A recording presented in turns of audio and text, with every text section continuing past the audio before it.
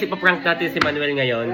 Manuel, what if ipatak ko to sa lulod mo? Ano hindi ko rinig ang mga binabalik ko sa akin. What if isubo ko ng buo yan sa'yo? Huwag mong adwa-adwain na. What if ipatak ko na siya? Subukan mo.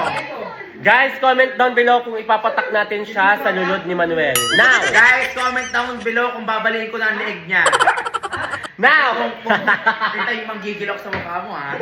Guys, ganito talaga kami magbanding mga high school friends nga pala yung mga kasama ko ngayon. At talaga naisipan nila kung kailan kami mga nakabuo na ng anak at saka mga nagbabanding. No, mga high school, napabaon pa kami ng mga magulang namin, hindi mga nagsasama-sama. Ngayon may mga sarili na kaming anak, may mga asa-asawa na, nakabuo na ng kanya-kanyang pamilya, isa ka nagbabanding ng mga minatamis na saging. Diyos ko po. Sa pra. Bali nandun daw. Yeah, Lana, prank ako ni Rosel!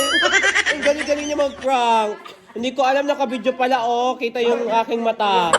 Parang sira kasi. Nang pa-prank, nagulat ako tuloy. Kala ko may tao nakatingin sa akin. Ako pala yon.